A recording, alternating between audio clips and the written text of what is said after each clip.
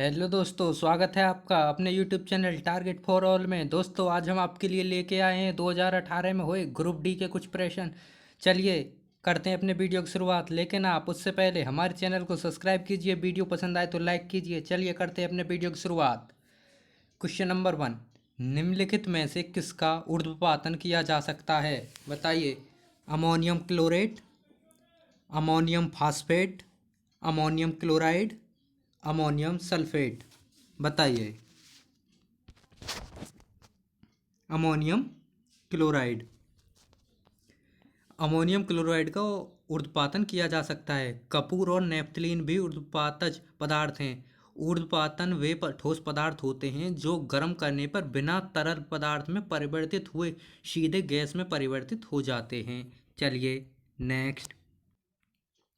भारत के राष्ट्रपति को पद की शपथ कौन दिलाता है? ए, भारत के अटॉर्नी जनरल, बी, भारत के प्रधानमंत्री, सी, भारत के उपराष्ट्रपति, डी, भारत के मुख्य न्यायाधीश। भारत के मुख्य न्यायाधीश। भारत के राष्ट्रपति को पद की शपथ भारत का मुख्य न्यायाधीश दिलाता है। यदि मुख्य न्यायाधीश अनुपस्थित है तो उच्चतम न्यायालय का वरिष्ठतम न्यायाधीश उसे शपथ दिलाता है। राष्ट्रपति अपना त्यागपत्र उपराष्ट्रपति को देता है तथा महाभियोग की प्रक्रिया द्वारा भी राष्ट्रपति को पद से हटाया जा सकता है। चलिए नेक्स्ट। आवर्त बीजियों के प्रजनन अंग स्थित डॉट डॉट डॉट स्थित होते हैं। बताइए। ए, पत्तियों में, बी, तनों में, सी, फूलों में, डी, जड़ों में। फूलों में। आवर्त बीजियों में जनन अंग फूलों में स्थित होते हैं। इन्हें पुष्पीय पादप या एंजियोस्पर्म भी कहा जाता है। इस उपसमूह के पौधों में बीज फल के अंदर होते हैं। इनके पौधों में जड़, पत्ती, फूल, फल एवं बीज सभी पूर्ण विकसित होते हैं। चलिए नेक्स्ट। जिन अंगों की मूल संरचना भिन्न होती है लेकिन देखने में एक जैसे होते हैं और उनके कार्य भी समान होते हैं, उन्हें डॉट डॉट डॉट कहा जाता है। बताइए क्या कहा जाता है? ए, बायोजेनेटिक नियम, सी, समजात अंग, बी, समजात अंग, सी, समरूप अंग, डी, जीवाश्म। C option correct. जिन अंगों की मूल संरचना भिन्न होती है लेकिन देखने में एक जैसे होते हैं और उनके कार्य भी समान होते हैं, उन्हें समरूप अंग कहा जाता है। जैसे कीट के पंख तथा पक्षी के पंख। जो अंग उत्पत्ति एवं संरचना में समान होते हैं तथा कार्य में भिन्न होते हैं, उन्हें समजात अंग कहा जाता है। जैसे पक्षी के पंख तथा घोड़े के अग्रपाद। चलिए next. Periyar national park dot dot dot में स्थित है। बताइए। A, Kerala, B, Karnataka, C, Tamil Nadu, D, Goa. Kerala is right answer. यह हाथियों के लिए प्रसिद्ध है। इसका कुल क्षेत्रफल 305 वर्ग किलोमीटर है। इसकी स्थापना वर्ष 1982 में की गई थी। चलिए नेक्स्ट क्वेश्चन। चिपको आंदोलन से जुड़े निम्नलिखित कार्यकर्ताओं में से कौन रैमन मैगसेसे पुरस्कार विजेता है? Option A, Chandi Prasad Bhatt, B, Gaura Devi, C, Sunderlal Bahuguna, D, Amrita Devi.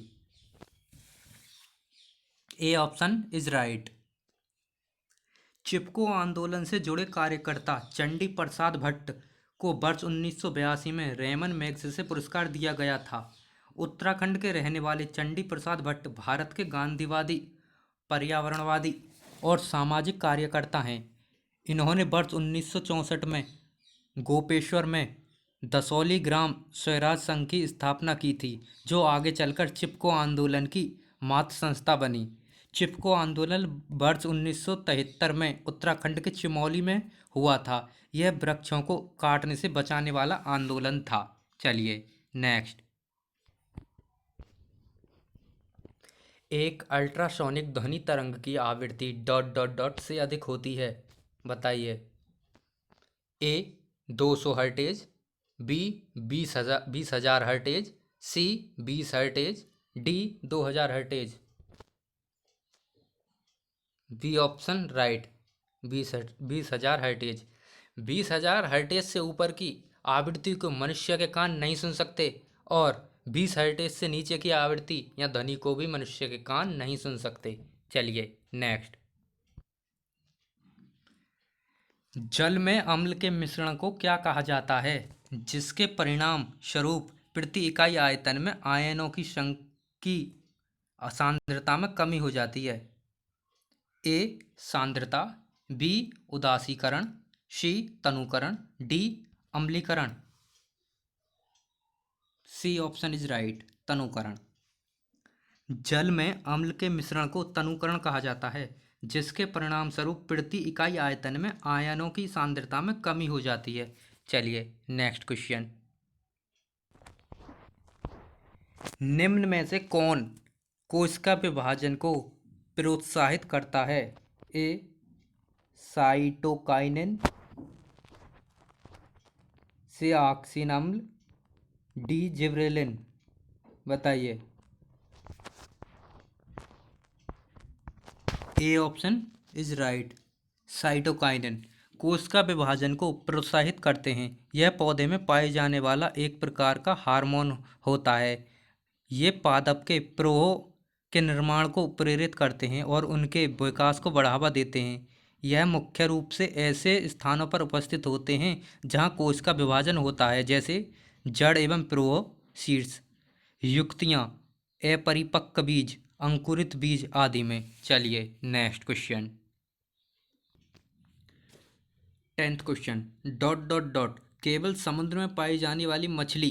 A dogfish, B jellyfish, C starfish, D silverfish. Dogfish is right answer. Dogfish केवल समुद्र में पाई जाने वाली मछली है। यह कई प्रकार की होती है, जैसे स्पाइनी डॉगफिश, मिडशार्क आदि। यह मछली स्क्वालिडे परिवार की प्रसिद्ध मछलियों में से एक है। चलिए नेक्स्ट क्वेश्चन। भारतीय अर्थव्यवस्था के संदर्भ में निम्नलिखित में से कौन सा प्राथमिक क्षेत्र के अधीन आता है? बताइए। ए बैंकिंग, बी स्वास्थ्य, सी शिक्षा, डी कृषि। D option right. भारतीय अर्थव्यवस्था के संदर्भ में कृषि प्राथमिक क्षेत्र के अधीन आती है। प्राथमिक क्षेत्र वे क्षेत्र हैं जो प्राकृतिक संसाधनों का सीधा उपयोग करते हैं। इसमें कृषि, वानिकी, मछली पकड़ना और खनन आदि आते हैं। इसके विपरीत द्वितीयक क्षेत्र वस्तुओं का निर्माण करता है और तृतीयक क्षेत्र सेवाएं प्रदान करता है। चलिए नेक्स्ट क्वेश्चन। एक वृत्ताकार पथ में स्थिर गति वाली पिंड की गति को क्या कहा जाता है? ए समान वृत्तीय गति, दोलनी गति, असमान वृत्तीय गति, परिसंचारी गति। बताइए। समान वृत्तीय गति। एक समान वृत्ताकार पथ में स्थिर गति वाले पिंड की गति को एक समान वृत्तीय गति कहा जाता है। अर्थात यदि पिंड का कोणीय वेग अचर हो तो इस प्रकार की वृत्तीय गति को एक समान वृत्तीय गति कहते हैं। चलिए नेक्स्ट क्वेश्चन। निम्नलिखित में से किसे न तो उत्पन्न किया जा सकता और न ही नष्ट किया जा सकता? ऑप्शन है। ए संवेग, बी शक्ति, सी ऊर्जा, डी बल। बताइए। ऊर्जा। ऊर्जा को न तो उत्पन्न किया जा सकता और न ही नष्ट किया जा सकता।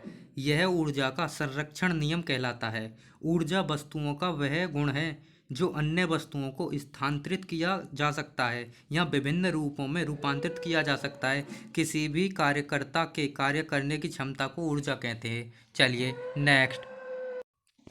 अंग्रेजों से लड़ते हुए रानी लक्ष्मीबाई डॉट डॉट डॉट में शहीद हो गईं।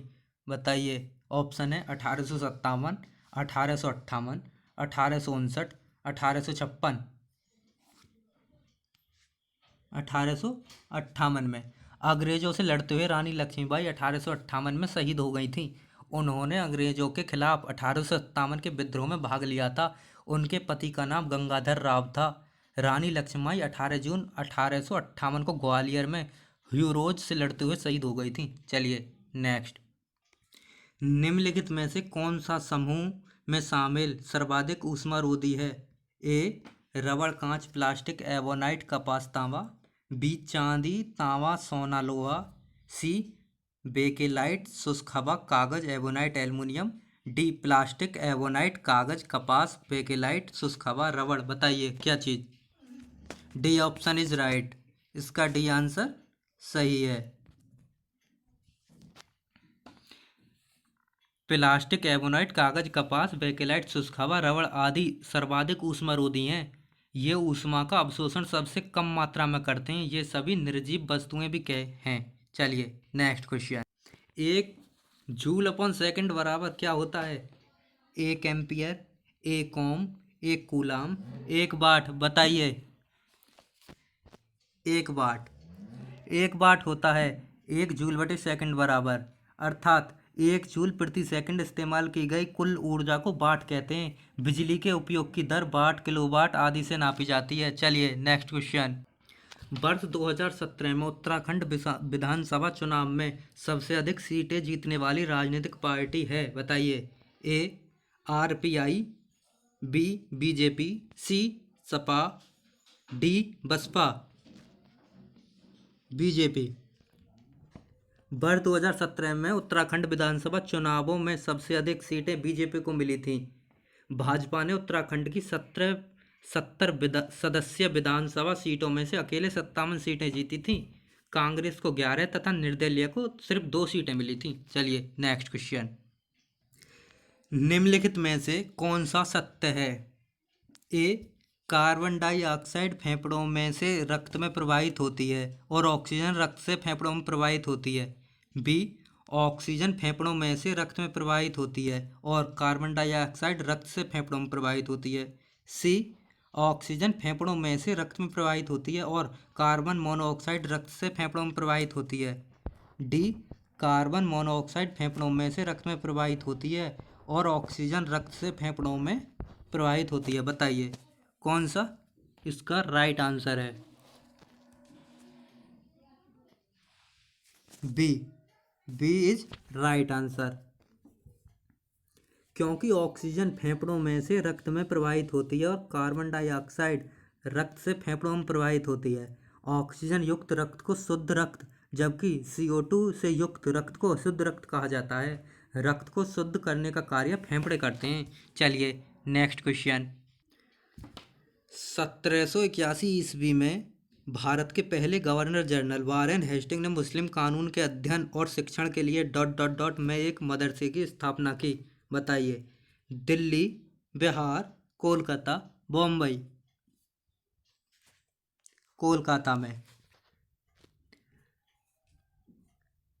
1781 ईस्वी में भारत के पहले गवर्नर जनरल वारेन हेस्टिंग ने मुस्लिम कानून के अध्ययन और शिक्षण के लिए कलकत्ता में एक मदरसे की स्थापना की थी। 1772 ईस्वी में जोनाथन डंकन ने बनारस में एक संस्कृत विद्यालय की स्थापना की थी। यह संस्कृत को बढ़ावा देता था। 1784 ईस्वी में सर विलियम जोन्स ने कोलकाता में ही एशियाटिक सोसाइटी ऑफ बंगाल की स्थापना की थी। चलिए नेक्स्ट क्वेश्चन। निम्नलिखित में से कौन सा कथन सत्य है?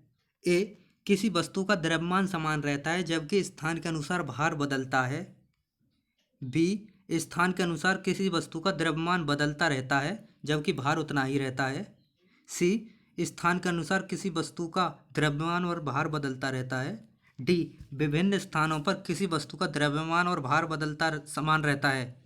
बताइए कौन सा ऑप्शन इसका राइट है?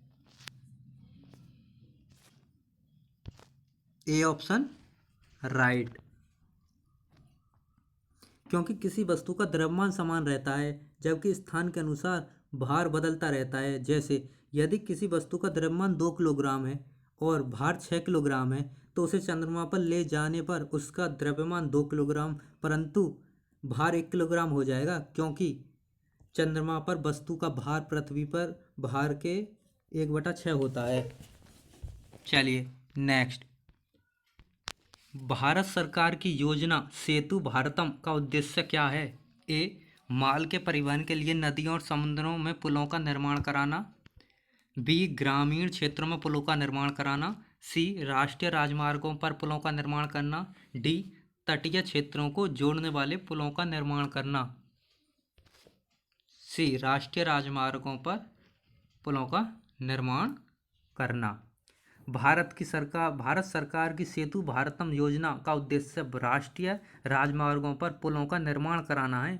इस योजना की घोषणा मार्च 2016 में की गई थी। इसके तहत रेलवे क्रॉसिंग तथा सड़कों पर पुलों का निर्माण किया जाएगा। इसका लक्ष्य वर्ष 2019 तक रेलवे क्रॉसिंग से मुक्त बनाना है। चलिए दोस्तों, अगर हमारी वीडियो पसंद आई हो तो लाइक करें। धन्यवाद।